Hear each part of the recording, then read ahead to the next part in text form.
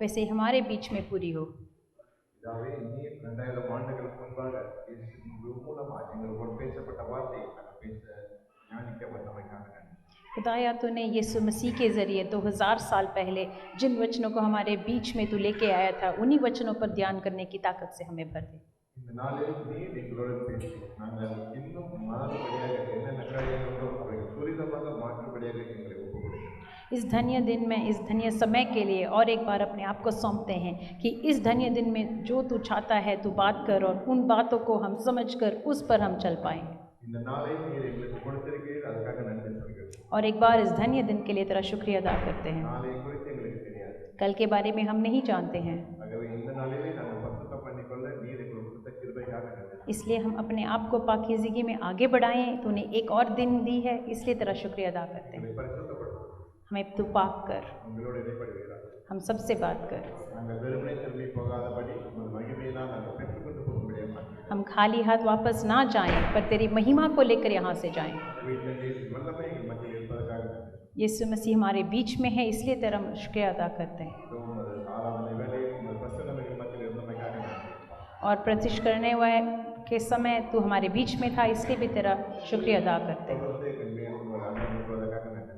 आगे भी हमें चलाने के लिए अपने आप को सौंपते हैं। இயேசு கிறிஸ்து நாமத்தில் ஜெபிக்கிறோம், ஜெபம் यीशु मसीह के नाम से मांगते हैं, आमीन। ஹல்லேலூயா. हालेलुया। லூக்கா 21:36. லூக் 21:36. लूका उसका 21 का 36, लूका की किताब से 21 का 36 हम पढ़ेंगे।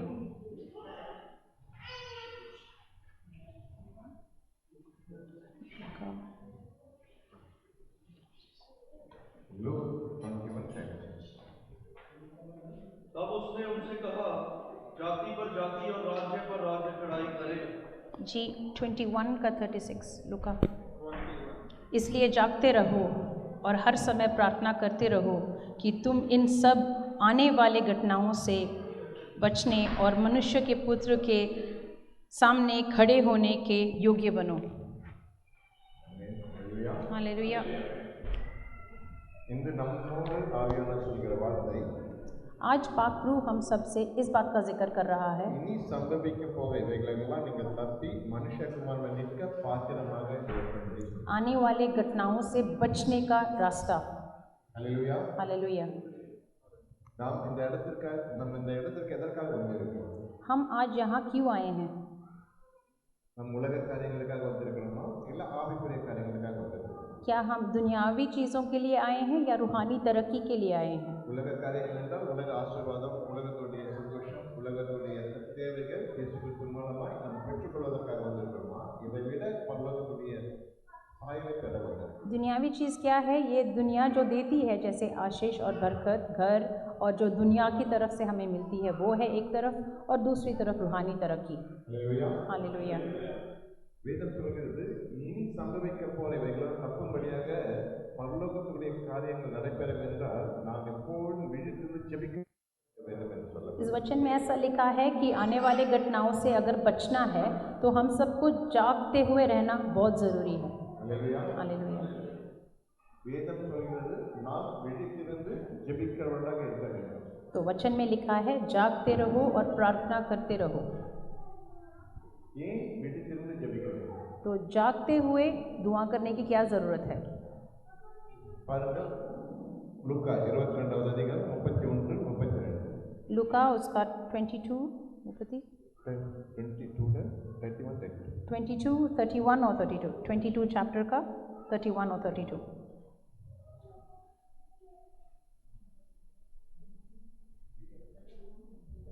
शमौन, हे शमौन, देख शैतान ने तुम लोगों को मान लिया है कि गेहूं के समान फटके, परंतु मैंने तेरे लिए विनती की कि तेरा विश्वास जाता न रहे, और जब तू फिरे तो अपने भाइयों को स्थिर करना।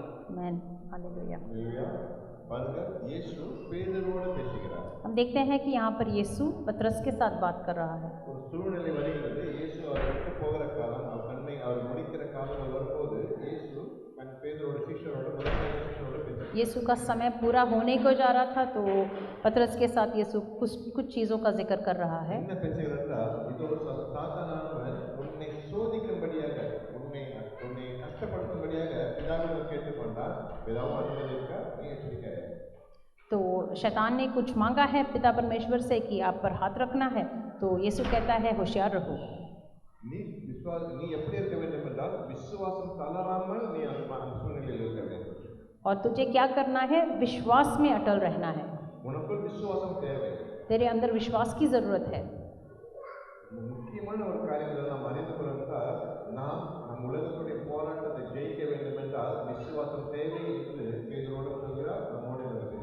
एक खास बात है, वहाँ पर यीशु पतरस के साथ भी बात कर रहा है और आज पाकरू हमसे भी बात कर रहा है कि दुनिया में अगर जीत हासिल करना है तो विश्वास के साथ ही हम उस जीत को हासिल कर पाएंगे. பேதுருக்கிட்ட சொல்கிற வார்த்தை உன்னை சுளக்கியால் புடைக்கிறதுக்கு உத்தரவு கேட்டான்.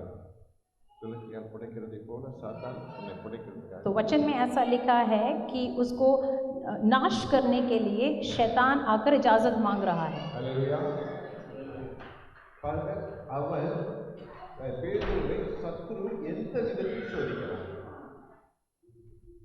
சாத்தான் பேதுருவை எந்த விதத்தில் சோதிக்கிறான்? तो पतरस को कैसे वहाँ पे टेस्ट किया जा रहा है? இன்று உங்களை வேண்டியும் அப்படித்தான் சோதிக்கிற சூழ்நிலையில் இருக்கிறோம். आज हमारे हाल भी कुछ ऐसा है. இன்று நமக்கு எல்லா விதமான ஆசீர்வாதம் இருக்கிறது. हमारे पास काफ़ी कुछ है जो आशीष है. உலகமும் சூழ்நிலையும் நம்ம பொருளாதாரம் பண்ணிட்டு கொண்டு இருக்கிறது. खुदाया हमारे ज़रूरतों को पूरा करता है, दुनियावी चीज़ों को भी पूरा करता है. நம்மளுக்கு எவ்வளவோ போராட்டம் பிரச்சனை இருந்தாலும் அதை சமாளிக்கக்கூடிய ஞானத்தையும் கர்த்தர் நமக்கு கொடுத்து கொண்டிருக்கிறார். जितना भी हमारे हाल बुरा हो, आगे बढ़ने की ताकत तो खुदा दे रहा है. அந்த காலத்தில் பேதுருக்கு இருக்கிற சூழ்நிலை தான் நமக்கும் இப்போது இருக்கிறது. उन दिनों में पतरस जिस रास्ते से गुजर रहा था, उसी रास्ते से आज हम और आप जा रहे हैं. இயேசுவோடு இருந்து எல்லா விதமான நன்மைகளை பெற்றுக்கொண்டு ஆசீர்வாதத்தை பெற்றுக்கொண்டு இயேசுவோடு இருக்கிறவராக இருக்கிறார். वो यीशु के साथ साथ चल रहा था और यीशु के ज़रिए उसको आशीष और बरकत भी मिली और आगे भी बढ़ रहा था. நாமும் தற்போது இயேசுவோட பிரசன்னத்தில் இயேசுவோடு நாம் உண்மையாக இருந்து நாம் அவர் ஊழியம் செய்து நாம் அவரோட உண்மை உள்ளவர்களாக இருக்கிறோம். हम भी यीशु के हुजूरी में उसके साथ साथ चलकर उसका सेवा कर रहे हैं. ஆனால் சாத்தானுடைய இயேசு நம்மளிடம் சொல்ல உங்களை இப்போது இந்த நாட்களில் சத்துரு உங்களை சோதிக்கும்படியாக வருகிறது. पर यीशु कहता है कि शैतान आ रहा है. அந்த சோதனை எப்படி இருக்கும் என்றால் உங்கள் விசுவாசத்தை கைய வைக்கக்கூடியது. तो शैतान आकर क्या करेगा? हमारे विश्वास पर हाथ रखेगा. பாருங்கள், இந்த இடத்தில் பேதுருவோடு சாத்தான் எப்படிப்பட்ட விசுவாசத்தை கைய வைத்தான் என்றால் यहाँ पर देखें आप पतरस के साथ कि उसके विश्वास पर कैसे हाथ लगाया गया. 22:56 वचनத்தை वासिப்போம். उसी चैप्टर का 56 आप पढ़ के देखें. 22 का 56.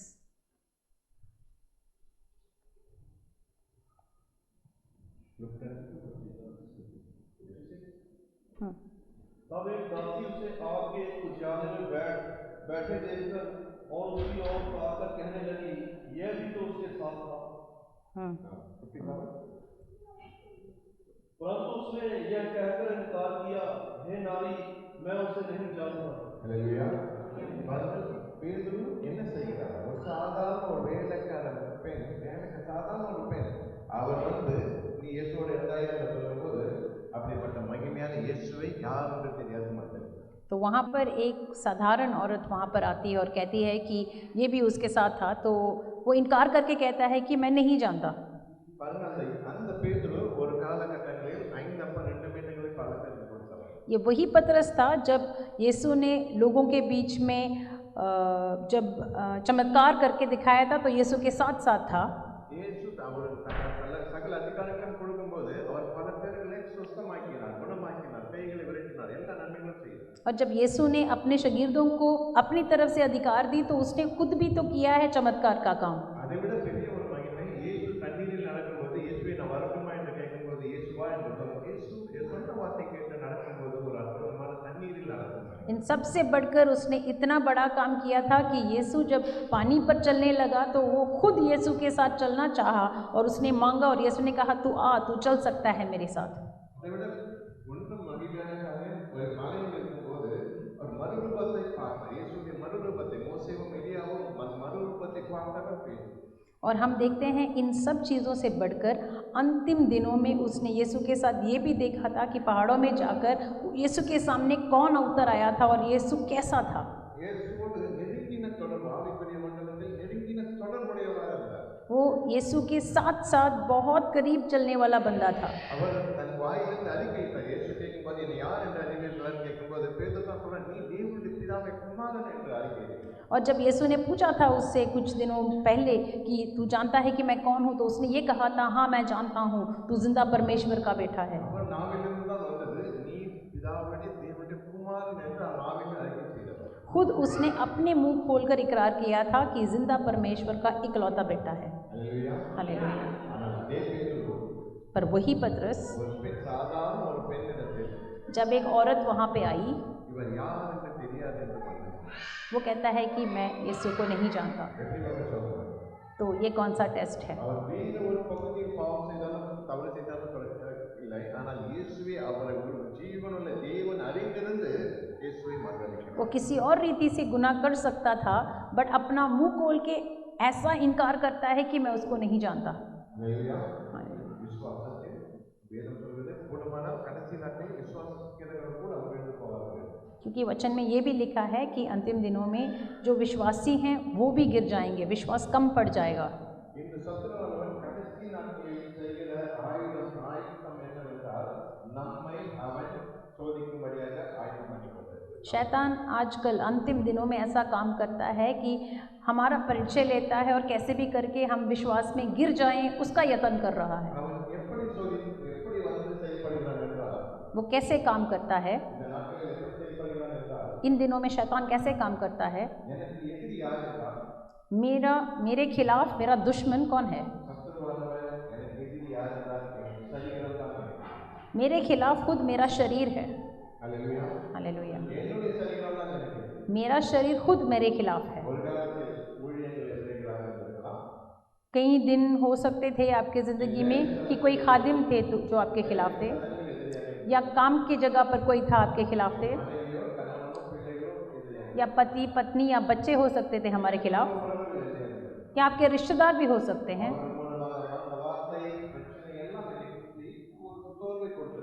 ऐसे लोगों के मुंह से जो लफ्ज़ निकलता है शायद उनसे आपको चोट भी पहुंची होगी।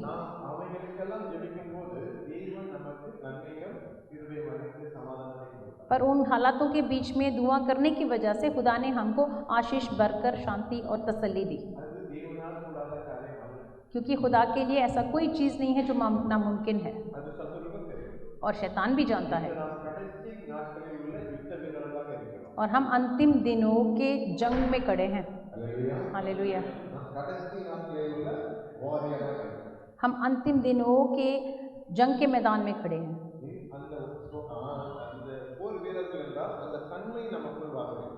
तो अगर जंग लड़ना है तो लड़ने की ताकत भी होना ज़रूरी है।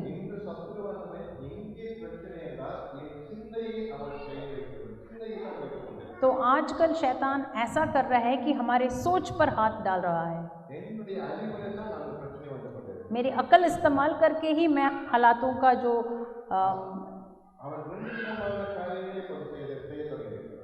हमारे अकल को इस्तेमाल करके हम काम करते हैं, और शैतान भी दो तरीके से काम करता है। पहली बात यह है कि हमारे अंदर डर छा जाती है, या हम विश्वास को कम कर देते हैं।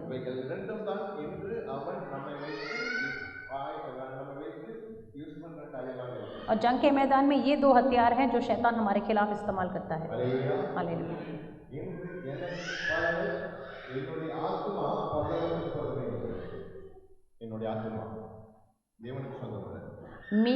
मेरी और आपकी जो रूह है ये खुदा की है।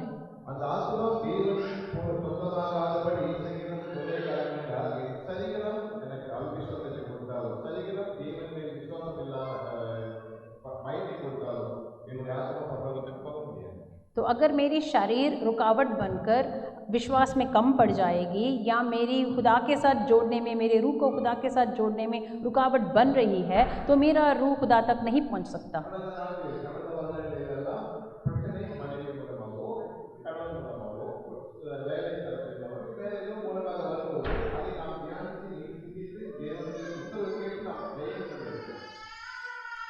पिछले दिनों में हमने हमारे पति पत्नी बच्चों के ज़रिए ये हमारे काम की जगहों से अगर हमें कोई कठिनाई या तकलीफ़ का सामना करना पड़ा तो दुआ करके खुदा के हुजूरी में बैठ के हम आगे निकल चुके हैं। இன்று இன்று पर आज இந்த பிரச்சனை எனக்குள்ளே வந்தால், आज यही प्रॉब्लम अगर मेरे अंदर मौजूद है, என் சிந்தைக்குள்ளே வந்தால், अगर मेरे सोच के अंदर मौजूद है, எப்படிப்பட்ட அப்பர் ஆவிக்குரியவர்களாக இருக்கலாம், हम जितना चाहे रूहानी हो सकते हैं, தீர்க்கதரிசியாக இருக்கலாம், या हम नबी हो सकते हैं, या हम बड़े बड़े खादिम भी हो सकते हैं, हम जो चाहे हो सकते हैं, அவர்களுக்கும் சத்துரு இந்த செய்கிற காரியம் சிந்தையில் அவன் கை வைத்திருக்கிறான். पर आजकल शैतान उनके सोचों पर हाथ लगा रहा है। நீங்கள் நன்றாக பார்க்கலாம், இந்த நாட்டில் உங்களுக்கு நன்றாக பார்க்கலாம். आप अच्छी तरीके से देख सकते हो आजकल உங்களுக்குள்ளே தேவையற்ற பயங்கள், आपके अंदर खुद डर मौजूद है, இல்லை தேவையற்ற அவிசுவாசம். या आप विश्वास में कम पड़ जाती है आपकी। குறிப்பாக ஒரு காலத்தில் மனைவி குறித்தோ, மகனை குறித்தோ, குடும்பத்தை குறித்தோ, சூழ்நிலை குறித்தோ, வேலை குறித்தோ நாம் யோசிப்போம்.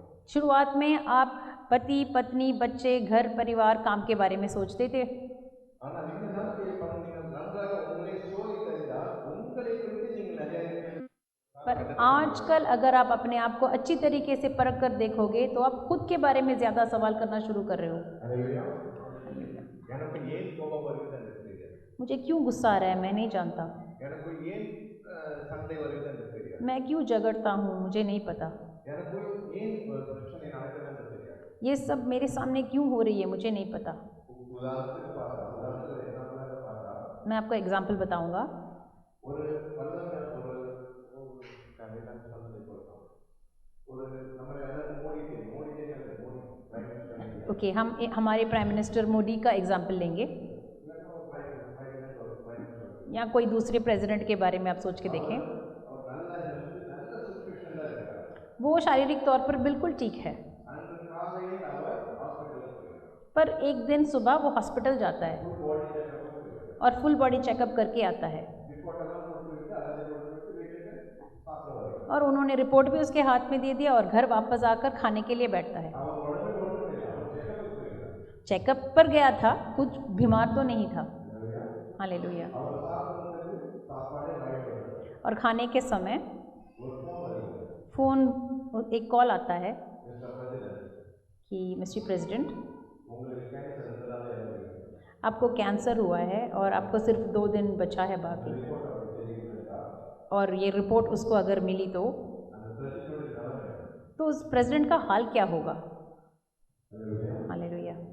அவர் அவ்வளோ பிரசிடென்டாக இருந்தார், மோடி பிரசிடென்டாக இருந்தார், ஒரு பிரசிடென்ட் அப்படி பெரிய வல்லமையாக वो इतना बड़ा प्रेसिडेंट है, पूरा देश का इंचार्ज है டாக்டர்கள் கையில் இருந்தார், और बड़े बड़े लोगों से हाथ मिला चुका है, உலகத்துடைய சகல விஞ்ஞானங்கள் அவர் கையில் இருந்தார். सारी दुनिया उसको पहचानता है, அவர் ஒரு ஃபோனில் ஒரு நிலைமை पर एक कॉल आने की वजह से उसका हाल क्या हुआ है।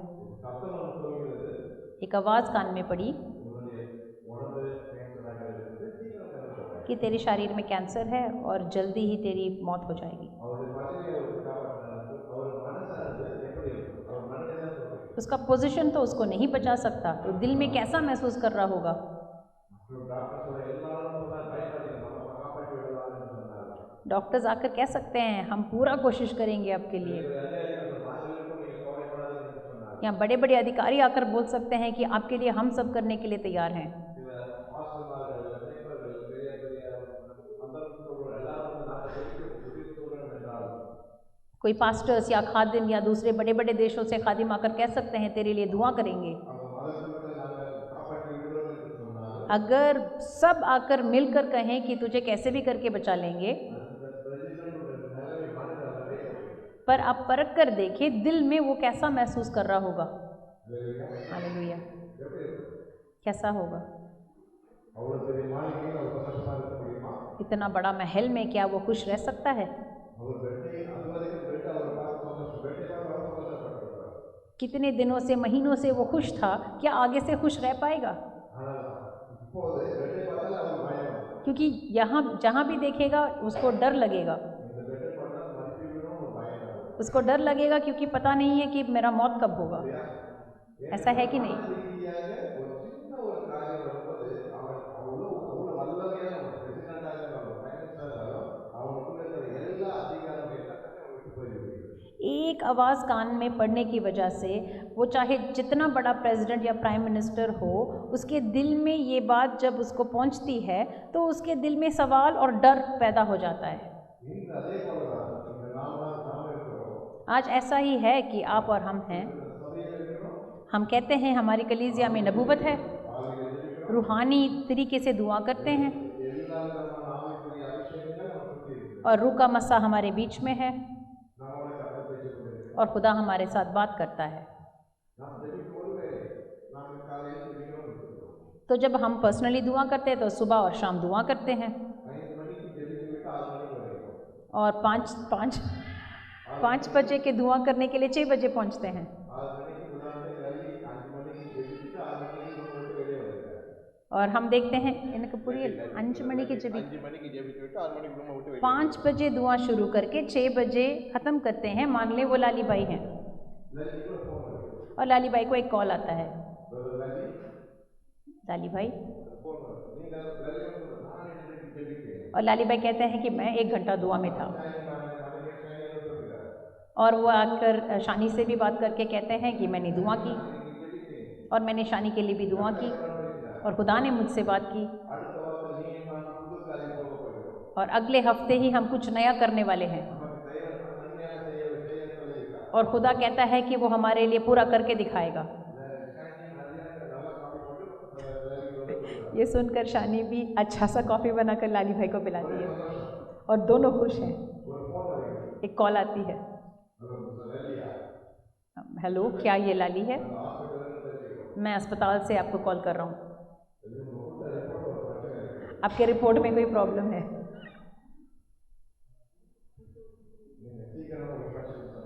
आप बहुत जल्दी जाकर एक स्पेशलिस्ट से मिले।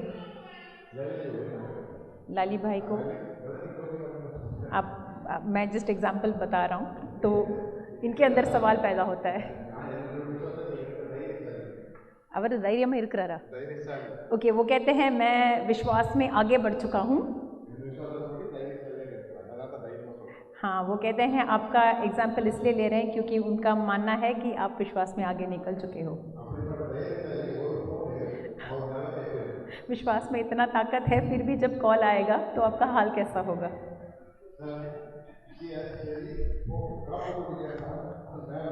जब शानी आके कहेगी कि शेरी आप कॉफ़ी पियो तो ये ऊपर देखकर बैठ जाएंगे।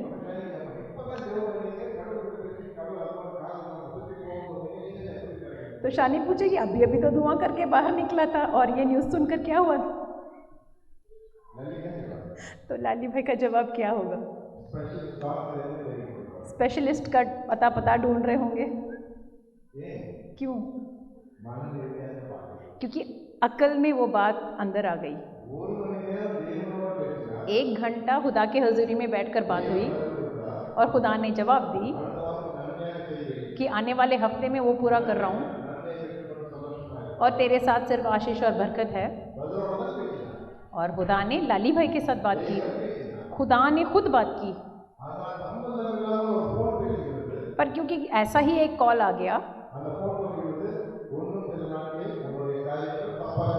और कॉल में वो बोल देते हैं कि नहीं कुछ ही दिन बाकी है।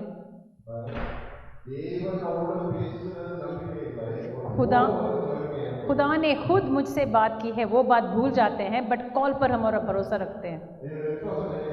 तो मेरी विश्वास किधर है? हालेलुया। हम कहते हैं हमारे अंदर जो मौजूद है ये दुनिया का सरदार से बढ़कर है। अगर वाकई में वो हमारे अंदर मौजूद है तो हमें चंगा करने वाला पिता परमेश्वर अगर मेरे साथ है, उस फ़ोन कॉल को लेकर चिंता करने की कोई ज़रूरत नहीं है, क्योंकि उससे बढ़कर खुदा मेरे साथ है।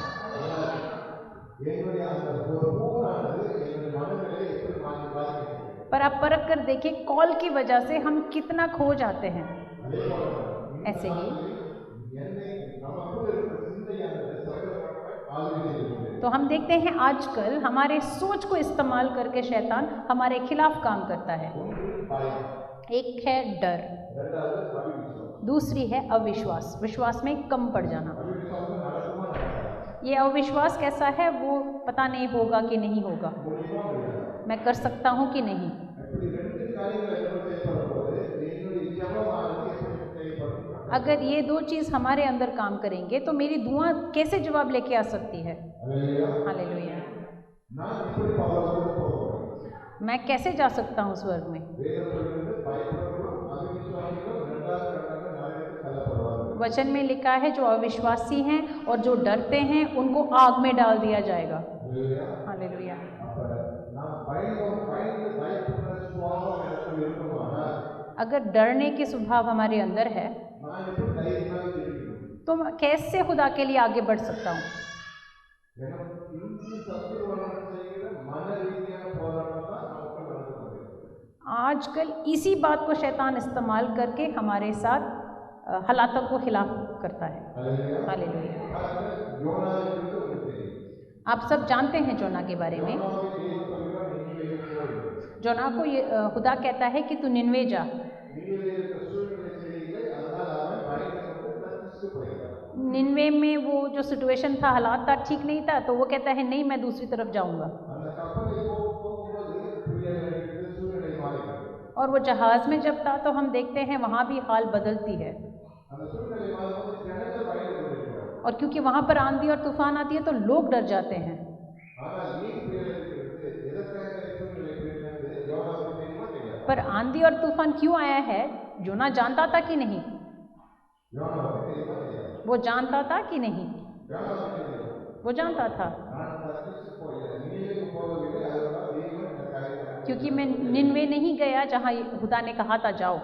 ஆனால் எல்லாம் தெரிந்தவர் என்ன செய்யணும்? वो जानने के बावजूद उसने क्या किया था, கீழே கப்பல் கீழே போய் அதற்காக படுத்து தூங்கிக் கொண்டிருக்கிறார். जहाज़ में बिल्कुल नीचे जाकर वो सो रहा था। ஆனால் தெரியாதவர்கள் மேலே பயந்து கொண்டிருக்கிறார். पर जो अनजान थे वो ऊपर डर के मारे बैठे हुए थे।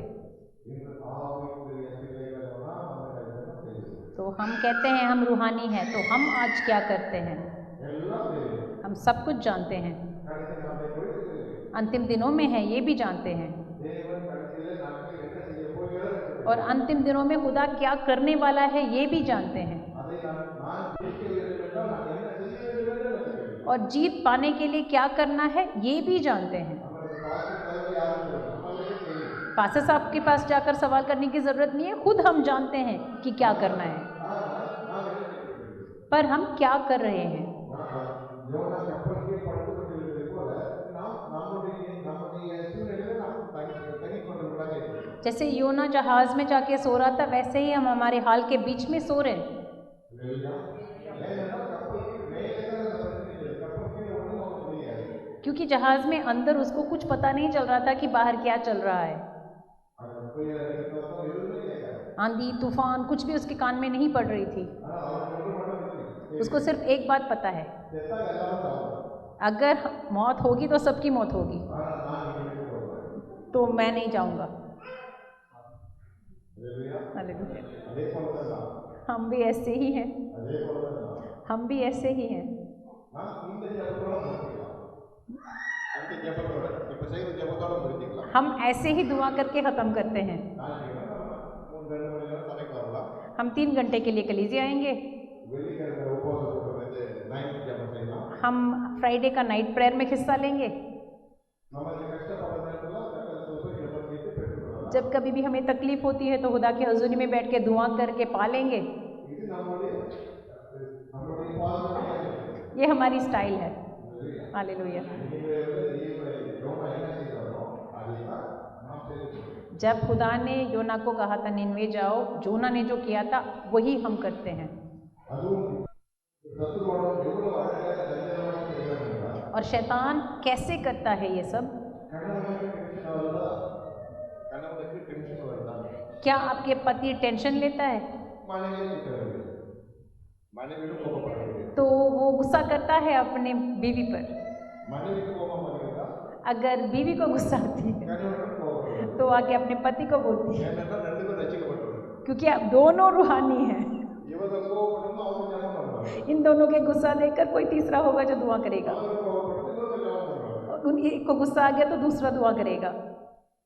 இந்த ஜெபம் செய்து கொண்டே இருக்க வேண்டும், கோபப்பட்டு கொண்டே இருக்க வேண்டும். आपको लगातार दुआ करना है और लगातार गुस्सा करते रहना है, ये शैतान का प्लान है। இதுதான் என்ன காரியம் நடைபெறும்னா, நம்முடைய பிள்ளை சண்டைகளை பார்த்து, நம்முடைய பிள்ளைகளுடைய கோபத்தை பார்த்து பிள்ளைகள் தப்பாக போகிறது. पर इसका अंजाम क्या है? बीच में ऐसे झगड़ने की वजह से और बार बार दुआ करने की वजह से बच्चों के सामने हमारी गवाही खो जाती है। ஹல்லேலூயா. தேவன் சொல்வது முதலில் நானும் என் வீடும் ஆசீர்வதிக்கப்படவேண்டும். खुदा ने ये कहा है, पहले मुझे और मेरे परिवार को आशीष मिलनी चाहिए। அப்படிப்பட்ட சூழ்நிலையிலிருந்து நான் கர்த்தருடைய சிந்தையிலிருந்து நாம் காப்பாற்றப்பட வேண்டும். तो अगर हम चाहते हैं कि शैतान जो हमारे खिलाफ जाल बिछाता है उससे बचना है அப்படிப்பட்ட சமாதானமின்மையிலிருந்து காப்பாற்றப்பட வேண்டும். और शांति तसल्ली खोने से अगर बचना है வேதம் சொல்கிறது, तो वचन में लिखा है, ஆதிகாலத்தில் தேவன் சொல்கிறது, என் ஜனங்களை நான் என் கால்களில் விட்டு காப்பாற்றுவேன். शुरुआत में खुदा ने ये कहा था, खुद मेरे हाथ में मैं मेरे लोगों को लेके जाऊंगा। எந்த ஜனங்கள்? कौन से लोग हैं? வேதம் சொல்கிறது, ஏசாயா 43 சொல்கிறது, என் ஜனங்கள் என் துதியை சொல்லி வருவார்கள்.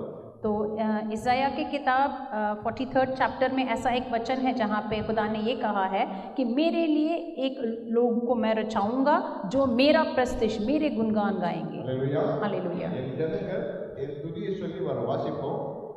ஏசாயா 43 21 வசனம். आप 43 के 15 आप पढ़े, 15 पढ़े इसाया।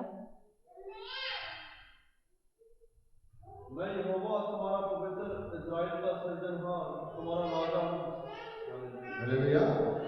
என் ஜனங்கள் என்னை மகிமைப்படுத்தி ஆராதிப்பார்களாக இருக்க வேண்டும் என்று தேவன் விரும்புகிறார். खुदा चाहता है कि हम उसका गुणगान करें। मैं हालेलुया। எங்கேயாவது அப்படி தெரிவிக்கிறோமா? क्या हम ऐसे खुदा का प्रस्तिश करते हैं? நம்மளுடைய ஆராதனை எப்படி இருக்கு? हमारी आराधना कैसी है? நம்மளுடைய ஆராதனை எப்படி இருக்கு? आपका और मेरा आराधना बाइबल कैसी है? சொல்கிறது, वचन में लिखा है, எபேசியர் 6வது அதிகாரம், इफिसियों की किताब, 6th chapter. इफिसियाँ 6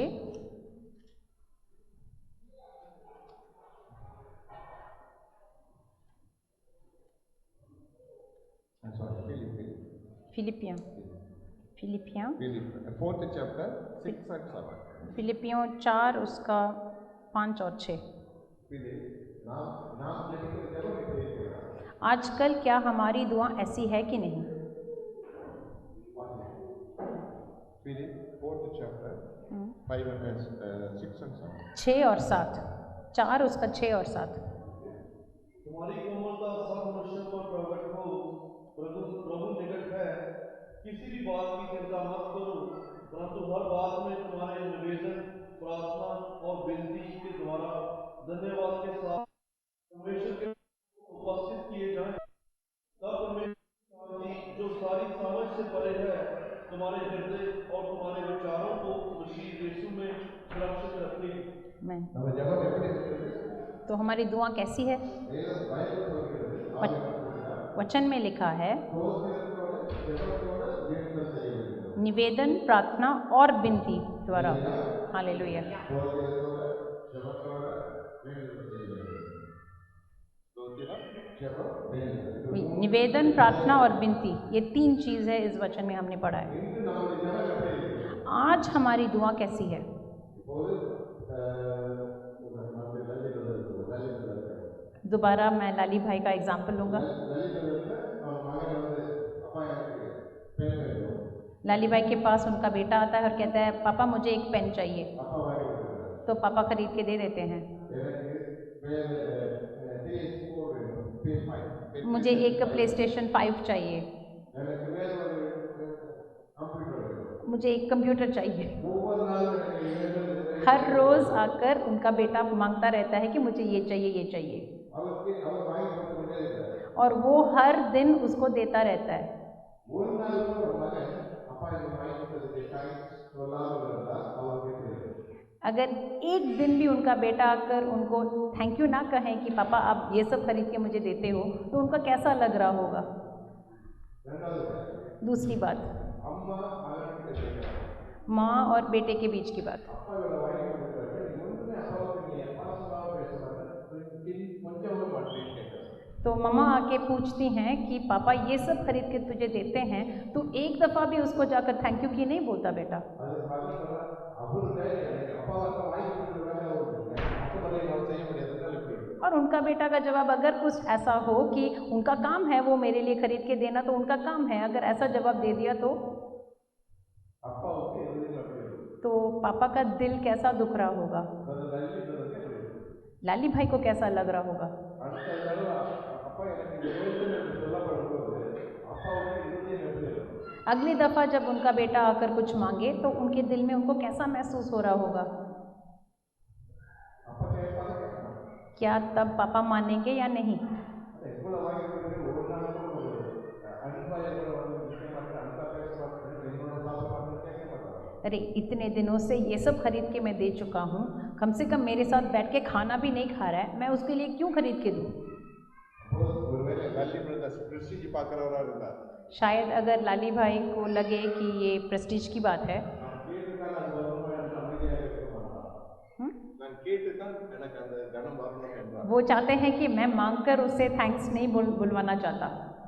லல்லி பிரதருக்கு வாயில கண்ணுல ரத்தம் கண்ணீரா வந்தது. लाली भाई मुंह से नहीं बोलेंगे बट अंदर से रो रहे होंगे, ஏனென்றால் என் மகனுக்கு எல்லாம் செய்கிறேன் ஆனால் அவனுக்கு நன்மை எதிர்பார்க்க முடியவில்லை. क्योंकि मैंने मेरे बेटे के लिए सब कुछ किया है बट मुझे उसकी तरफ से ना प्यार मिलती है ना मुझे आकर थैंक्स बोलता है।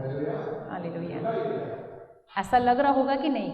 ஒரு பெற்றோருக்கு பிள்ளைகளுடைய அன்பு கிடைக்கவில்லை என்றால் எவ்வளவு கஷ்டமா இருக்கும். अगर माँ बाप को अपने बच्चों से प्यार नहीं मिली तो कैसा उनको लग रहा होगा, பெற்றோர்கள் பிள்ளைகளுக்கு சொல்லிக் கொடுப்பது அது மனது கடமையாது. क्योंकि माँ बाप को बच्चों के साथ प्यार से पेश आना उनकी तरफ से देखे तो उनका ड्यूटी है। பிள்ளைகளை குறித்து அப்பா ரொம்ப நன்றி அப்பா உங்களுக்கு வாங்கி கொடுத்தது ரொம்ப ஈஸியாக சொல்லும்போது அப்பா அம்மாவுக்கு ரொம்ப சந்தோஷமா இருக்கு. पर अगर वो बेटा या बेटी आकर कहें थैंक्स आपने मेरे लिए ये दिया है, बहुत अच्छा लगा मुझे, थैंक यू अगर कहे तो कैसा लग रहा होगा। நம் பிள்ளைகளிடத்திலே அன்பை எதிர்பார்க்கும் போது என் தேவன் எல்லாவற்றையும் சகலத்தை உண்டாக்கினார் ஆசைப்படுவார் படமாட்டார். इंसान होने के बावजूद एक माँ बाप होकर अगर हम उम्मीद रखते हैं कि हमारे बच्चे हमसे प्यार करें, हमें आकर थैंक्स बोले, तो हमें रचाने वाला पिता परमेश्वर कितना उम्मीद रखता है आपके और मेरे बारे में। हालेलुया। ஆனால் நம்ம ஜெபம் எப்படி இருக்கு? पर हमारा दुआ कैसा है। ஜெபம் வந்திருக்கா? ஆண்டவரே बुखार आ गया है तो खुदाया, மாச கணக்கில் காசு இல்லாத இயேசுவே महीने के अंत में पैसा नहीं है तो यीशु को देखते हैं, பேப்பர் வர வேண்டாம் கர்த்தாவே अगर पेपर्स नहीं मिली है तो पिता परमेश्वर कहते हैं, பிரச்சனை வரும்போது வானத்தை பார்ப்போம். कोई मुसीबत हुई है तो ऊपर देखते हैं, பிரச்சனை தீர்ந்ததும் जब सब कुछ ख़त्म हो गया तो भूल जाते हैं, வேற வேலையை பார்ப்போம். दूसरी तरफ देखना शुरू करते हैं। हालेलुया। அப்படி இருக்கும்போது என் அப்பாவுக்கு எப்படி இருக்கும்? जब हम ऐसे करते हैं तो पिता परमेश्वर को कैसा लग रहा होगा। அல்லேலூயா. அவர் வேதனை இருக்குமாங்க? क्या उनके दिल में हमको लेकर दुख है कि नहीं। அப்படி இருக்கும்போது ஆபத்து நாட்கள் சூழ்நிலை வரும்போது கர்த்தர் நம்மோடு எப்படி தகப்பன் என்னோடு எப்படி பேசுவார்? तो देखें आफत के बीच में हमारा पिता परमेश्वर हमारे साथ कैसे बात कर सकता है। அப்ப என் தேவன் யார் நாம் உணர வேண்டும். अगर हम चाहते हैं कि हमारे पिता परमेश्वर को वाकई में हम पहचानें, என்னுடைய தேவன் எப்படிப்பட்டவர் நாம் உணர வேண்டும். अगर हम चाहते हैं उनकी सोच कैसा है उसको जानना चाहते, நாம் அவரை ஆராதிக்கும்போது துதிக்கும்போது அதுக்கு சந்தோஷம் வருகிறது. அதுதான் தேவன் மகிமை. जब हम खुदा की आराधना करते हैं, अगर दिल में आप वाकई में वो सुकून महसूस करते हो, वही है जो खुदा को हमारी तरफ से हम देते हैं। எத்தனை பேர் தேவனோடு பேசுகிற ஒரு வேண்டும் என்று விரும்புகிறீர்கள்? कितने लोग चाहते हैं कि खुदा के साथ बात करने की एक रिश्ता आपको चाहिए। எத்தனை பேர்? कितने लोग हैं जो चाहते हैं। நீங்கள் இப்படி செய்து பாருங்கள். आप करके देखें, உங்கள் இருதயத்தில் ஒரு சந்தோஷத்தை நீங்கள் பார்க்கலாம். अगर आप ऐसा आराधना करके देखोगे आपके अंदर से वो खुश पैदा होगी, தேவனை மகிமைப்படுத்துங்கள். खुदा की महिमा को आप महसूस कर पाओगे। அவருடைய செய்த நன்மைகளை நீங்கள் சொல்லும்போது खुदा ने आपके लिए जो भी अच्छा भला किया है उसको मुँह से इकरार करें। அவர் எனக்கு செய்த அந்த நாட்களில் அந்த நேரத்தில் நேற்று அதுக்கு முன்பு எனக்கு செய்த அத்தனை காரியங்கள் சொல்லி நான் அவரை மகிமைப்படுத்துவேன். कल परसों शुरुआत के दिनों जब हम छोटे थे, हर दिन को याद कर करके एक एक करके इकरार करके शुक्रिया अदा करके देखें।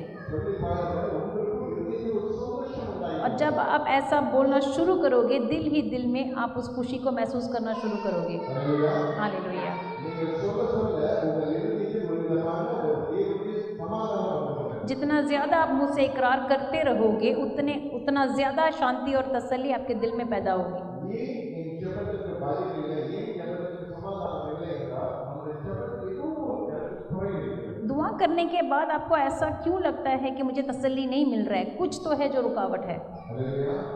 பாருங்கள், என்ன குறை என்றால் நாம் ஜெபிக்கும் போது நம்முடைய தேவைகளை தான் முதலில் தெரியும். ये कौन सी कमी है? ये कमी ये है कि जब हम दुआ करते हैं, हम सिर्फ हमारी ज़रूरतों को रख कर दुआ करते हैं।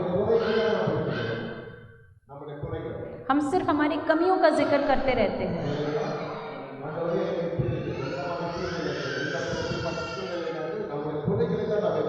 हम सिर्फ खुदा के हुजूरी में जाके मेरे पास ये नहीं है, वो नहीं है, ये काम नहीं हो रहा है, ऐसा करके सिर्फ कमियों का जिक्र करते रहते हैं। सिर्फ हमारे दुख दर्द के बारे में बात करते रहते हैं, हमारी ज़रूरतों को बार बार दोहराते हैं। जब सब कुछ ख़त्म हो जाता है, फिर कहते हैं यीशु मसीह के नाम से।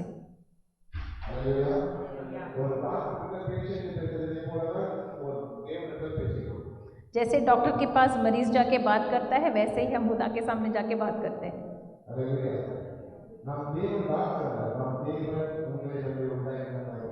हमारा पिता परमेश्वर ने आपको और मुझे रचाया है।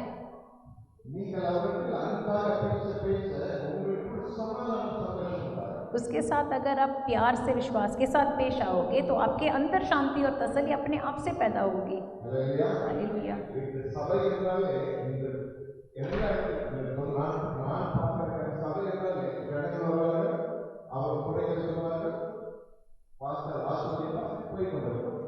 आजकल हम देखते हैं 90%, 90% से ज़्यादा कलीसियाओं में ऐसा होता है कि लोग आते हैं, अपनी तरफ से अपने दुख दर्द सब कुछ खुदा को पेश करते हैं, फिर अंत में पास्टर साहब आशीष देकर दुआ करते हैं, फिर निकल जाते हैं।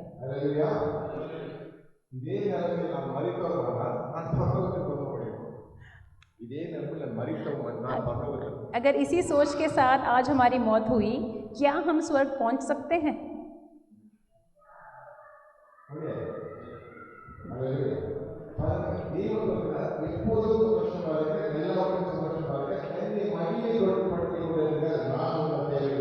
खुदा कहता है खुश रहो, सदा खुश रहो, मैं तेरे साथ हूँ, तू मेरी महिमा करते रहो और तेरा काम मैं करता जाऊँगा। हालेलुया। तू मुझसे मेरी महिमा मुझे देखकर तू देख, मैं फिर करके दिखाऊंगा। मैं सर्वशक्तिमान हूँ, मैं कर सकता हूँ। आपके मांगने से मैं नहीं करूँगा, आप मेरे साथ प्यार से पेश आने के लिए मैं करूँगा, क्योंकि मैं ये सब कुछ खुद से भी कर सकता हूँ।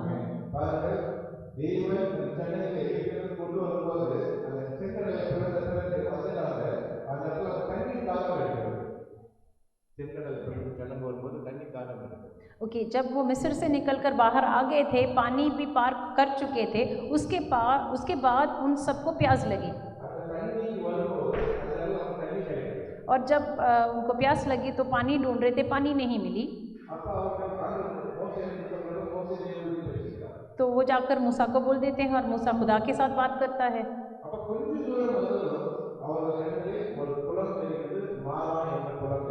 तो कुछ ही दूर आगे बढ़ने के बाद वहाँ पर उनको एक जगह मिली जहाँ पर पानी मिली, उसको मारा कहा गया है।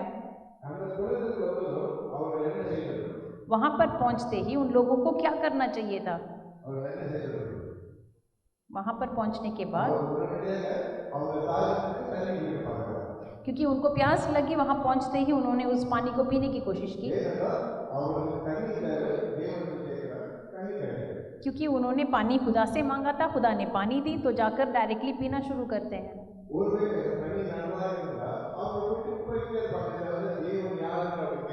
अगर वहाँ पर वो पानी पहले से अगर अच्छी पानी हुई होती तो वो खुदा को भूल जाते, पानी पीकर आगे निकल जाते।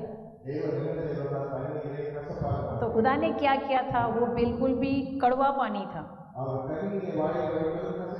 जब उन्होंने पानी पीने की कोशिश की तो वो पी नहीं पाए। அவர் கேட்டது என்ன கேட்டாரு? उन्होंने क्या पूछा? தண்ணி தானே கேட்டாரு. उन्होंने पानी मांगा। தண்ணி இருந்ததா? क्या वहाँ पर पानी थी कि नहीं? அவருடைய நல்ல தண்ணி வேணும்னு கேட்டாங்களா? क्या उन्होंने ये मांगा था अच्छा पानी दे? அவர் கேட்டது தண்ணி வேணும். उन्होंने कहा हमें पानी चाहिए, तो खुदा ने पानी दी। ஆனா குடிக்கிறது பசி. पर उनको जो पानी मिली वो पी नहीं पाए, அது உடனே மாதிரி வாங்குவாங்க. என்ன சொல்றீங்க? और फिर वो खुदा की तरफ देखकर कहते ये कौन सी पानी है जो आपने हमें दी? மோசே ரோடு तो मूसा के पास जाकर झगड़ा शुरू हो गया। பாருங்க. உங்க கடவுளை பாருங்க. वो जाके मूसा को कहते तेरा खुदा को देख कौन सा पानी दिया। மோசே அழுது ஆண்டவரை பேசுகிறார். और मूसा रो रो के खुदा के साथ बात करता है। தேவன் பக்கத்துல இருக்கிற வார்த்தை இருந்து அந்த கிளை எடுத்து தண்ணீர் போடுது. तो खुदा मूसा को कहता है वो पेड़ में जाकर वो पत्तों को लेके आ, पानी में डाल दे, पानी ठीक हो जाएगा। அந்த தண்ணீர் நன்றாக மாறும். और वो पानी अच्छा बन गया था उसके बाद। हालेलुया। அவர் குடித்துவிட்டு என்ன செய்தார்? और पीने के बाद क्या पूछते हैं? அவர் வாழ்க்கையில் वो अपने अपने ऐसे रास्ते में चल जाते हैं। இதுதான் ஆவிக்குரிய சபை. यही है रूहानी कलीसिया आजकल। அல்லேலூயா. हालेलुया। பிரச்சனை வருதா? பாஸ்டர் வந்து ஒரே பிரச்சனை. कोई मुसीबत या तकलीफ पास्टर पास के पास आ जाओ, इसके लिए दुआ करो, उसके लिए दुआ करो, मांगते रहते हैं। ஜெபிக்கிறவர்களும் தசம பாசம் நீங்க கொடுத்து போயிட்டே இருப்பாங்க. दुआ करवाते हैं, फिर उनको कोई ऑफरिंग देते हैं, फिर निकल जाते हैं। அல்லேலூயா. हालेलुया। தேவன் நம்மிடத்தில் எதிர்பார்க்கிறது நம்முடைய இருதயத்தை. खुदा हमसे ये उम्मीद रखता है कि हम हमारे दिल को खुदा के हाथ में सौंपें। என்னை துதித்து மகிழ வேண்டும். मेरे लोग मेरी प्रस्तुति करें, मेरी गुणगान गाएं। என்னை மகிமைப்படுத்துங்கள். मेरी लोग मुझे அதனால்தான் உங்களை என்னை பாவத்திலிருந்து பிரித்தெடுத்து அவர் ரத்தத்தால் கழுவி பரிசுத்தப்படுத்தி இங்கே கொண்டு வந்த நோக்கம் அவரை மகிமைப்படுத்த. खुदा का मकसद ये है कि वो दुनिया से आपको और मुझे उठा के पाक करवा कर यहाँ पे बिठाया है ताकि हम उसको महिमा दें। हालेलुया। நாம் மகிமைப்படுத்த நமக்கு தேவ மகிமை மாத்திரமல்ல, நமக்கும் தேவனுடைய கிருபைகள் அடையாளம் வந்து நம் மக்களுடைய இயேசு போல. जितना ज़्यादा हम खुदा को उसकी महिमा देते रहेंगे उतना ही ज़्यादा खुदा हमारे अंदर से काम करता रहेगा। हालेलुया। நம்முடைய நாவுக்கு தேவனை எப்போதும் ஆராதிக்கிறது, துதிக்கிற நாவாக மாற்ற வேண்டும். हर रोज़, हर वक्त, हर पल हमारी ज़ुबान से जो लफ्ज़ निकलती है खुदा को महिमा देने वाली लफ्ज़ होना चाहिए। हालेलुया। நாம் எவ்வளவு நேரம் தேவனை துதிக்கிறோம்? हम दिन में कितना ज़्यादा बात करते रहते हैं। 24 மணி நேரம் நம்மை பாதுகாக்கிறார். 24 மணி நேரம் பாதுகாக்கப்படுகிறார். खुदा हमें 24 घंटा हिफाजत रखता है। நம்மையும் நம் குடும்பத்தையும் பொருளாதாரத்தை பாதுகாக்கிறார். हमें, हमारे परिवार, हमारे काम, தேவைகளை செய்கிறார். हर ज़रूरत को पूरा करता है எந்த நிலத்தை நடத்தி வைத்திருக்கிறார். और हमें ऊपर उठाता है। ஆனால் அந்த தேவனை எப்படியெல்லாம் நாம் பார்த்து சந்தோஷப்படுத்தி அவரை நன்றி சொல்லுகிறோம். पर हम कौन से रीति से उसको खुशी देते हैं, कैसे हम शुक्रिया अदा करते हैं। நாம் கணக்கு எடுத்தால் நம்ம கணக்கு अगर हम उसको उसका हिसाब किताब पूरा करें, பிரச்சனை வரும்போதுதான் தேவனை தேடிக்கொண்டே தவிர சாதாரணமாக தேவனை தேடுகிறது கொஞ்சம் जब हमारी हालात बुरा है तो तब हम ज़्यादा खुदा को ढूंढते जाते हैं, जब हम ठीक हैं तो नहीं जाते। அப்படின்னா ऐसा ही है ना। தேவனை இருதயத்திலிருந்து நாம் எப்பொழுதும் ஆராதிக்கிறோம். खुदा को अपने पूरे दिल से मैंने आराधना करके देखा है। தேவைகளை சந்திப்பதற்காக நம்ம சொல்கிறோம். ज़रूरतों को पूरा करने के लिए जाते हैं, இல்லை நாம் தேவனை சந்தோஷப்படுவதற்காக இருக்கிறோம். या क्या हम खुदा के सामने खुदा को खुश करवाने आए हैं। அசாசா பெண்கள் அவையை சொல்றார்கள், தேவன் செஞ்சாலும் நான் இந்த சிலையை விட மாட்டேன். शाद्राक मेशक अबेदनेगो ने निबूकदनेस्सर को देखकर कहा था कि मेरा खुदा मुझे बचाए या ना बचाए, तेरे सामने मैं नहीं सर झुकाऊंगा। தேவன் நமக்கு வெளிப்படுத்தினாரா இல்லையா? क्या खुदा ने वहाँ पर बात की कि नहीं? அப்படி இருக்கும்போது நம் தேவன் யாருன்னு நமக்கு தெரியும். तो अगर हम ये जानते हैं तो हमें ये भी जानना है कि खुदा कौन है। தெய்வானை அழைத்துக் கொள்ளும்போது அந்த இடத்துல ஒரு மன்னியம் என்று சொல்லப்படும்போது வாகனத்தில் இயேசு பதையப்பா. जब पत्थर फेंक कर स्तिफान को मारा जा रहा था वहाँ पर, तो यीशु खुद उसके आंखों के सामने मौजूद हुआ क्योंकि उसने सबको माफ़ किया। அவர் மத்தியில் என்ன நடக்கிறது? वहाँ पे क्या हुआ? அவர் தேவனை அறிந்தவரை நேசிக்கிறாரே தவிர உலகத்தை குறித்து போடுவாங்க நேசிக்கிறார். क्योंकि उन्होंने खुदा के खिलाफ जानते हुए नहीं किया था ये सब। அல்லேலூயா. हालेलुया। இன்று முதல் நம்முடைய உணர்வானது என்னவானது? தேவனை ஒவ்வொருத்திலும் சந்தோஷப்படுத்துவது என்றால் நிச்சயமாக தேவன் நமக்கு இருக்கிறது.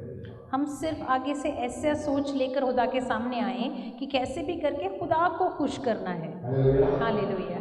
நாம் எப்பொழுதெல்லாம் நாம் தேவனை துதித்துக் கொண்டிருக்கிறோமோ, எவ்வளவுதான் தேவனை மகிமைப்படுத்திக் கொண்டிருக்கிறோமோ, நம் வாயிலிருந்து பரிசுத்தம் மாத்திரம் வந்துவிடும். जितना ज़्यादा हम खुदा की गुणगान करें, उसकी स्तुति करते रहें, उतना ज़्यादा पाकीज़गी में हम खुद आगे बढ़ेंगे। என்னுடைய உதடுகள் பரிசுத்தம் வர அந்த வார்த்தை எனக்கு என் குடும்பத்தை ஆசீர்வதிக்க வார்த்தையாக மாறும். और जितना ज़्यादा इतना अच्छे लफ्ज़ हमारे मुंह से निकलते रहेंगे, परिवार में भी आशीष और बरकत आ जाएगी। எப்பொழுது நான் தேவனை துதிக்க தேவன் எனக்கு நன்மைகளை செய்து கொண்டிருக்கிறார். और खुदा की महिमा जब हम करते रहेंगे तो खुदा हमें इस्तेमाल करके अपना काम भी पूरा करेगा। हालेलुया। हालेलुया। நாம் அப்படி ஆராதிக்கும்போது தான் வேதத்தை வாசிக்கிறப்ப தேவன் என்னோடு பேசுகிற உறவை நாம் காணலாம். और जब ऐसे प्रशिश करते रहोगे और कलाम निकाल के पढ़ोगे तो खुदा आपके साथ कलाम के ज़रिए भी बात करेगा। हालेलुया।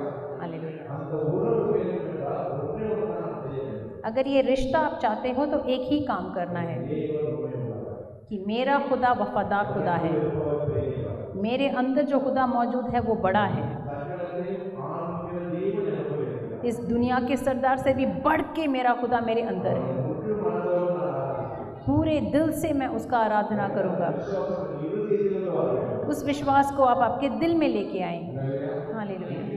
இங்கிருந்து வர வேண்டும். आपके अक्ल में नहीं, विश्वास दिल तक पहुंचना ज़रूरी है। எனக்குள் பெரிய சந்தோஷம். और आने वाले दिनों में आप आपकी खुशी को बढ़ते हुए देखोगे। அதுதான் நாம் தேவனுக்கு செய்கிற நன்மையான ஜீவ பலியாக இருக்கிறது. यही है जीवित बलि समान खुदा के सामने अपने आप को सौंपना। हालेलुया. हालेलुया। இந்த நாட்களில் தேவன் நமக்கு எத்தனை நன்மைகளை செய்திருக்கிறார். खुदा ने हम सब के लिए कितना अच्छा भला काम किया है। நாம் இதற்கு இந்த நாட்கள் இந்த வாரங்களில் நன்றி சொல்லி பாருங்கள். துதித்து பாருங்கள். செய்த நன்மைகளை சொல்லி பாருங்கள். आप इस आने वाले हफ्ते में हर रोज़ हर वक्त खुदा की तारीफ कर कर देखें, हर वक्त करके देखें। हालेलुया. கர்த்தர் உங்களுக்கு நன்மைகளை செய்து நீங்கள் சொல்ல சொல்ல தேவன் உங்களுடைய ஆசீர்வாதத்தை கொடுக்க வல்லவர். खुदा की तारीफ जब आप करते रहोगे तो खुदा आपको आशीष और बरकत देता जाएगा। முதலில் என் வீட்டில் சமாதானம் உண்டாகும். और आशीष और बरकत की पहली आपके पास एक अगर आप प्रूफ चाहते हो சுகம் உண்டாகும். तो आपके परिवार में खुशहाली होगी और आपकी बीमारी भी हट जाएगी। நமக்கும் நம் குழந்தைகளுக்கும் உள்ள உறவு மேம்படும். और हमारे बच्चों के साथ हमारा रिश्ता भी अच्छा बन जाएगा। हालेलुया. हालेलुया।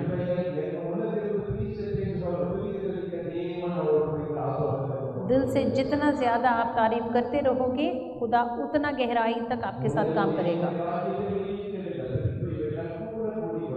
खुदा की बादशाही को आप पहले खोज लें और ढूंढ लें। हालेलुया।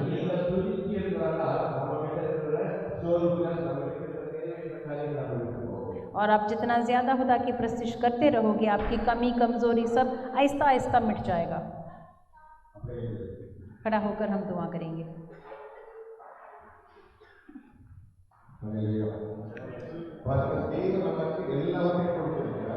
खुदा ने हम सबको सब कुछ दी है। उसने हमारे लिए अच्छा भला काम किया है और हम उसके चरणों के आगे खड़े हैं। वो सिंहासन में बैठा है। मेरा पिता परमेश्वर सिंहासन पर बैठा है और हम उसके चरणों के नीचे हैं। पर फिर भी अपने बेटे का लहू बहाकर उसने हमें साफ करके खुद के लिए ठहराया है। ये रिश्ता खुदा ने हमें दी। जब ऐसा हाल है तो मेरी चाहत, मेरी खुशी क्या होना चाहिए?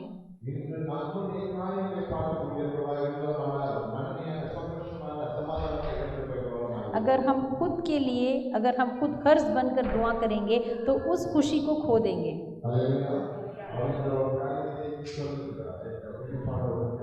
खुदा कहता है, एक बात है जो बात करना चाहता हूँ। आगार को आप सब जानते हो। वो अब्राहम की पत्नी नहीं थी, नौकरानी थी। यस, अगार इस्माइल की माँ। और उसकी एक बेटा था और उस बेटे का नाम इस्माइल था।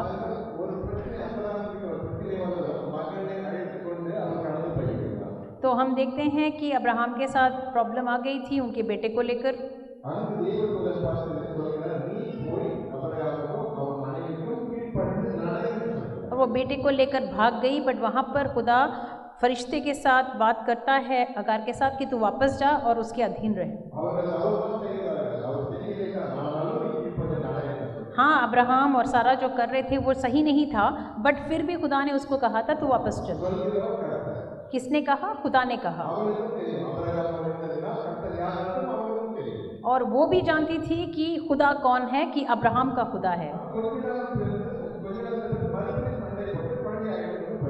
पर दोबारा कुछ दिनों बाद दोबारा झगड़ा करके बाहर निकल जाती है, और वहाँ जहाँ पे गई वहाँ पर पानी नहीं मिली, और वो लड़का को छोड़कर जाके रो रही थी। तो वहाँ पर फरिश्ता आके बोलता है, तुझे क्या चाहिए? तो खुदा कहता है कि पानी तो मैं दे दूंगा, तेरी बच्चे की आवाज़ मेरे कान में पड़ी।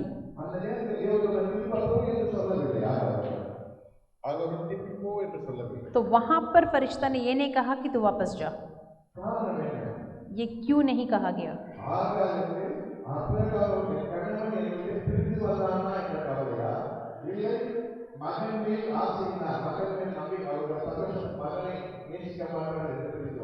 तो अगार को अब्राहम को छोड़ के आई थी, इस बात की दुख नहीं थी, सिर्फ बच्चे को लेकर दुख उठा रही थी।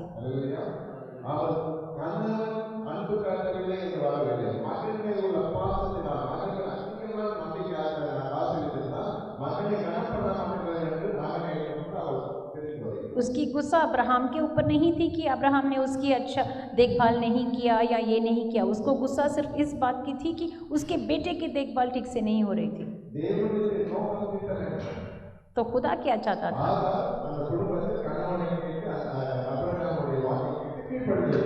खुदा चाहता था कि अगार वापस चले और अब्राहम के साथ बाकी के दिनों को, और खुदा चाहता था कि उसकी जो कमी थी उसको भी अपनी तरफ से पूरा करना चाहता था।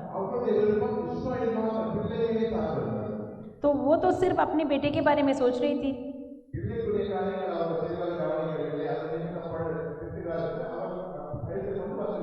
तो लड़के को जो देना था वो नहीं दे रहे थे, देखभाल नहीं हो रहे, तो इसलिए गुस्सा करके वहाँ पे निकल गई। आजकल हमारे बीच में भी ये हो रहा है।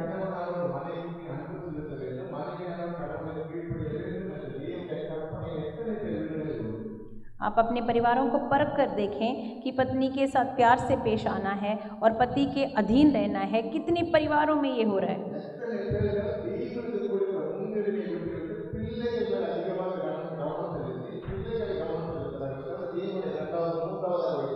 कितने माँ बाप ऐसे हैं जो बच्चों को पहले जगह पे रखते हैं और पिता परमेश्वर को उसके बाद।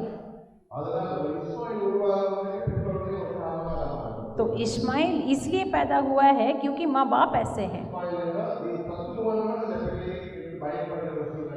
इस्माइल कहने का मतलब ये है कि इब्लीस उस पर हाथ लग सकता है,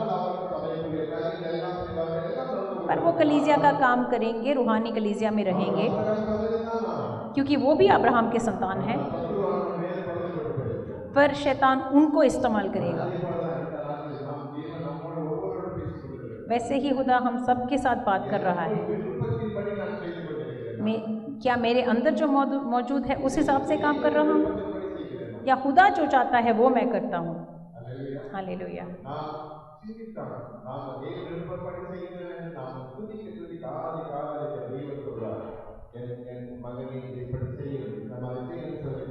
अगर हम अपने आप को परखेंगे और रूहानी तौर पर खुदा के साथ जुड़े रहेंगे तो खुदा खुद कहेगा आगे क्या क्या कैसे करना है।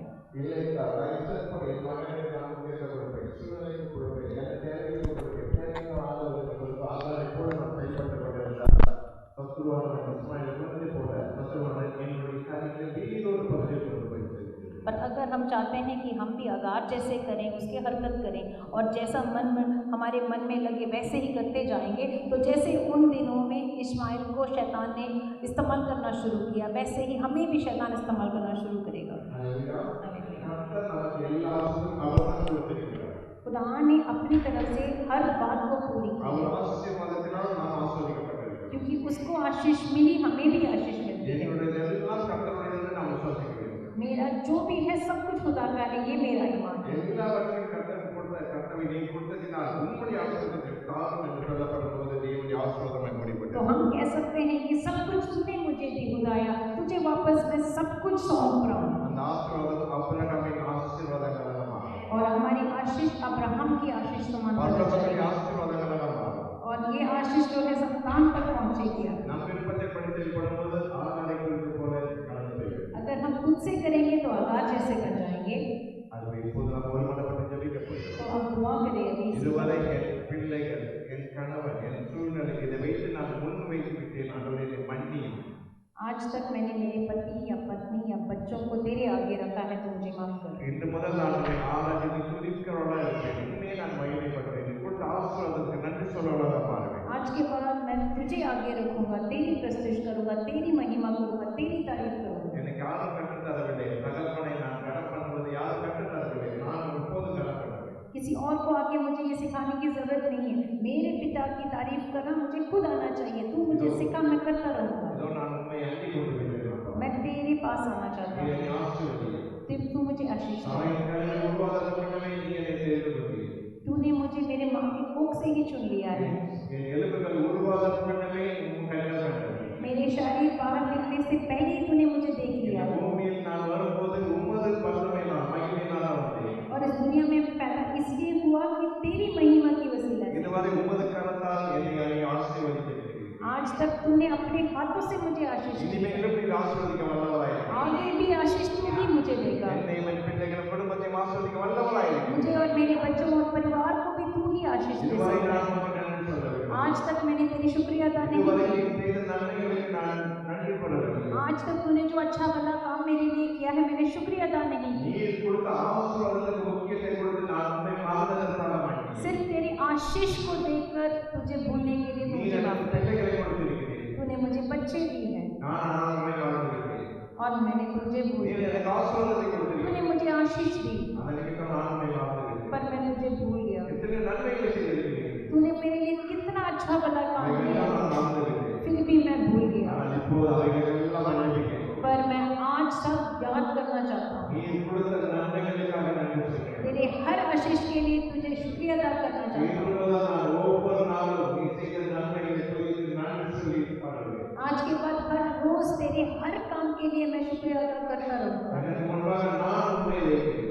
मैं अपने आप को तेरे सामने सौंपता हूँ। நீர் கொடுத்த பொருளாதார பிள்ளைகள் எல்லாம் உமது பின்னால் தான் வருகிறது. मेरे बच्चे, परिवार, पैसे, मेरा जो कुछ भी है सब कुछ तेरा है। இதுவரை நான் அறியாமல் செய்ததால் எனக்கு மன்னியும். आज तक अनजान में मैंने कुछ किया है तो तू मुझे माफ இதுவரை कर। காப்பாற்றியதே நீங்கள் காப்பாற்ற வல்லவராயிருக்கிறீர். और तू मेरे लिए करने वाला खुदा है, तू करके दिखाएगा। இதோ ஆபத்து சலுகையை வரப்போகிறது. क्योंकि आफत जब आएगी तो अचानक आएगी சூழ்நிலை சலுகையை வரப்போகிறது. और हालात भी अचानक बदल जाएंगे। கொண்டு வரப்போற யுத்தம், क्योंकि इतना बड़ा जंग हमारे सामने आने वाला है और वो हथियार ऐसे लेके आएगा, கொண்டு ஆபத்தான காரியம் நிறைவேறுகிறார்.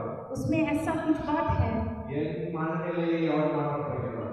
क्योंकि वो मेरे मन को बदलने वाली बात ஒரு है। சந்தேக ஆவியை கொடுக்க போகிறார். क्योंकि वो शैतान लेके आएगा कि मैं शक करूं, எனக்குள் அவிவிசுவாசத்தை कि தரப்போகிறார். मैं विश्वास में कम पड़ जाऊं, எனக்குள் கோபத்தை कि தரப்போகிறார். मेरे अंदर गुस्सा पैदा हो जाए। எனக்கு தெரியாம எனக்குள் வரப்போகிற காரியமாக இருக்கிறது.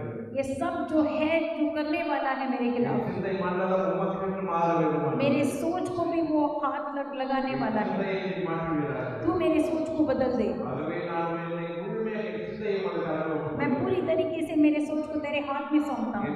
என் எல்லா பலவீனத்தையும் உமது கரங்களில் ஒப்புக்கொடுக்கிறேன். मेरे हर कमजोरी को तेरे हवाले करता என்னை हूँ। நான் ஒப்புக்கொடுக்கிறேன். मैं खुद अपने आप को सौंपता என்னை हूँ। என் பிள்ளைகள் குடும்பத்தை காப்பாற்றுகிறார். मुझे और मेरी घर, बच्चे, परिवार सबको तेरे हाथ में सौंपता எனக்கு हूँ। தெரியாமல் பேதுரு பேசும்போது தேவன் பேசிக்கொண்ட பேதுருவோட சத்துருவோட இறங்கி இயேசுவுக்கு அறிவுரை சொல்றதுக்கான நேரத்தில் நாம் பார்த்திருக்கிறோம். हमने ये भी देखा है कलाम में, जब यीशु पतरस के साथ बात कर रहा है तो शैतान पतरस को इस्तेमाल करके यीशु को आइडिया देने तक का बदल देता है उसका ஆனால் सोच। பேதுருக்கு தெரியாது இயேசுவிற்கு நாம் இயேசு அறிவுரை செய்கிறோம் என்று பேதுருக்கு தெரியாது. पर पतरस खुद ये इस बात को पहचान नहीं पा रहा था कि शैतान उसको इस्तेमाल कर रहा ஆனால் है। பேதுருக்கு சத்துரு இறங்கி பேதுருவை வைத்து இயேசு ஆலோசனை செய்து கொண்டார். पर पतरस की सोच में उतरकर शैतान उसके अंदर काम कर रहा था। ஆனால் பேதுருக்கு தெரிந்ததால் பேசிக்க மாட்டார். अगर पतरस इस बात को जानता था तो वाकई में ऐसा नहीं कह सकता, காரணம் பேதுரு அந்த நேரத்தில் மாமிசத்தில் இருந்ததினால் சத்துருவானவன் பலப்படுத்திக் கொண்டான். क्योंकि उन दिनों में पात्र उसके अंदर मौजूद नहीं था और बलहीन था, इसलिए शैतान ने उस पर हाथ लगाया। கர்த்தராகிய இயேசு அப்பாலே போ சாத்தானே என்று பேதுருவுக்குள் இருக்கிறார். சத்துருவை எதற்கினால் அவன் ஆசீர்வதிக்கப்பட்டான். इसलिए यीशु ने पहचान कर कहा तो पीछे हट शैतान।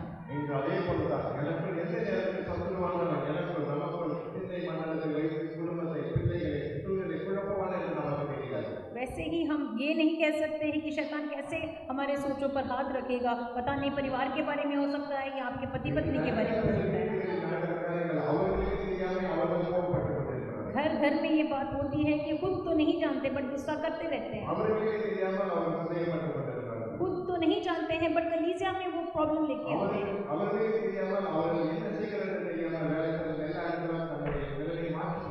वो हर जगह में जाकर बात बदल के बात करते रहते हैं।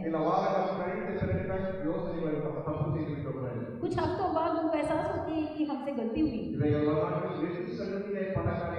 आने वाले दिनों में ऐसे ही काम अचानक होगा अगर हम अभी सौंपेंगे। आने वाले कल के लिए जो बातें खुदा उसका जिक्र कर रहे हैं, अपने सोच और दिमाग को खुदा के हाथ में सौंपें। खुदा आपको पूरी महिमा सौंपने दें। अगर हम आज सौंपेंगे तो आने वाले दिनों में खुदा खुदा करने वाला है। खुदा में मुझे चलाएगा।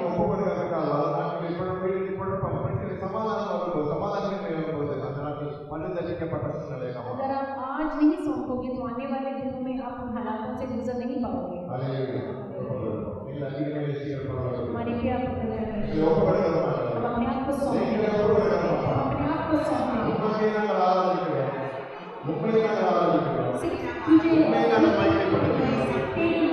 வரப்போற காலங்களை நீ பேசுகிறீர்,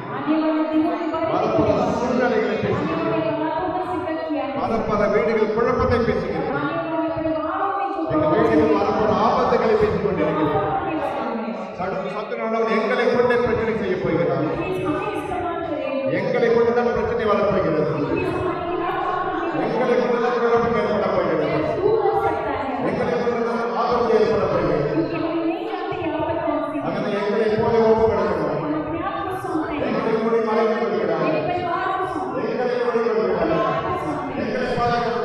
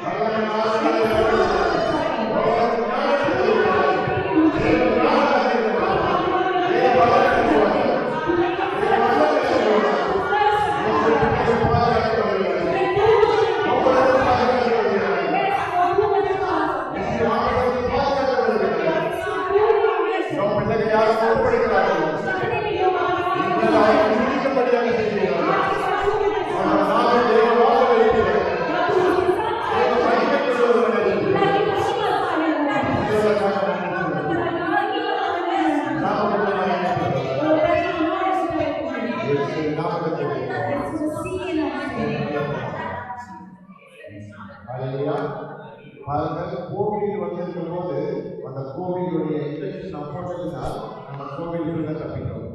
हम देखते हैं जब कोरोना के टाइम में हम थे तो वैक्सीन हमें लगाना पड़े, तो वैक्सीन लगाते तो कोविड नहीं होती। அந்த கொரோனா காலத்தில் அந்த वैक्सीन போட்டதால தப்பிக்கிறோம். तो कोविड से बचना है तो वैक्सीन लगाना था। இந்த தேவன் வருகிறார், வரப்போற ஆபத்து நமக்குள் வரப்போகிறது। तो खुदा कहता है आने वाले आफत जो हमारे बीच में आने वाली है, कोरोना எப்படி ஒருவருக்குள் வந்ததோ அதே போல வரப்போகிறது। जैसे कोरोना आया था उन दिनों में वैसे ही आएगा वो आफत, சிந்தையை அவன் கையில் வைக்கப்படுகிறார்। क्योंकि आपके सोच पर शैतान हाथ लगाने वाला है। அந்த वैक्सीனை போல தேவனை ஆராதிக்கிற உணர்வு எனக்குள் இருக்கும்। खुदा ने आज आप सबको रूहानी वैक्सीन लगाया, தேவனோட கிட்டி செய்கிற உறவு இருக்கும்। खुदा के साथ रिश्ते को और मजबूत करने की वैक्सीन। வரப்போற அந்த பொல்லாத சத்துருவின் கிரியைகளிலிருந்து நாம் தப்பிக்கப்படும்। आने वाले इब्लीस के चाल से खुदा आपको बचाने वाला है। இதிலிருந்து தேவனை ஆராதிக்கிற आज के बाद आप खुदा की प्रस्तुति करते रहिए। வீடுகளில் புதிய சத்தம் ஏற்படும்। आप सिर्फ खुदा को देते நம்ம रहें, வேலைகள் செபவேடாக மாறும். हमारे घर में दुआ करते रहें, வேலைகள் கர்த்தருக்கு செயல்படுவது. क्योंकि खुदा करने वाला है। கர்த்தருக்கு பயப்படும் பயம் நமக்குள் அவசியம். கர்த்தருக்கு பயப்படும் பயம் நமக்குள் और அவசியம். खुदा का डर और भय मानना है, அப்படி செய்வதற்காக நன்றி. और ऐसे करने के लिए तेरा शुक्रिया अदा करता हूं। இயேசு கிறிஸ்து நாமத்தில் ஜெபிக்கிறோம் நல்லது. यीशु मसीह के नाम से। ஹalleluya. ஹalleluya. Hallelujah.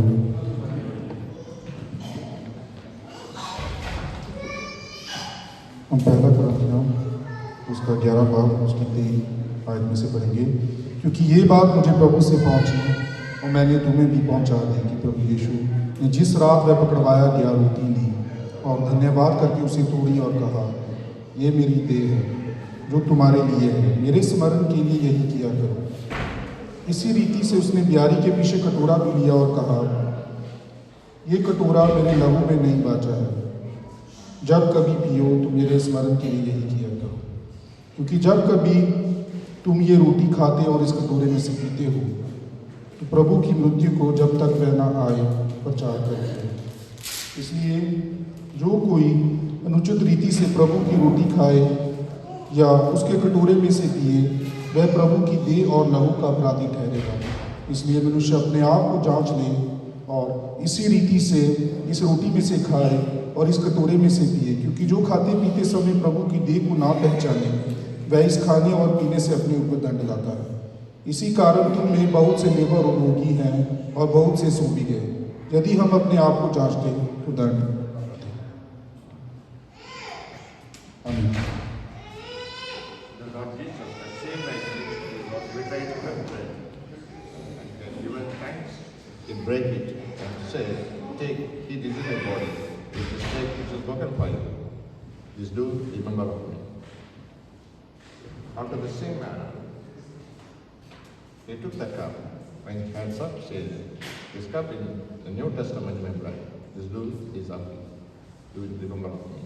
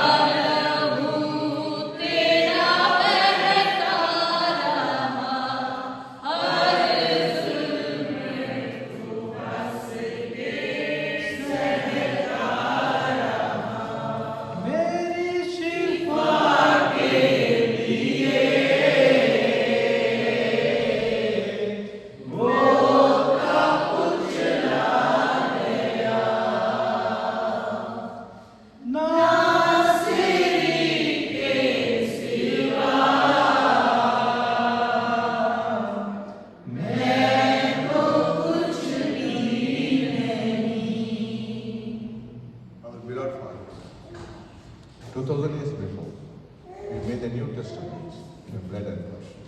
Today we remember our blood. Father, today onwards, we praise God.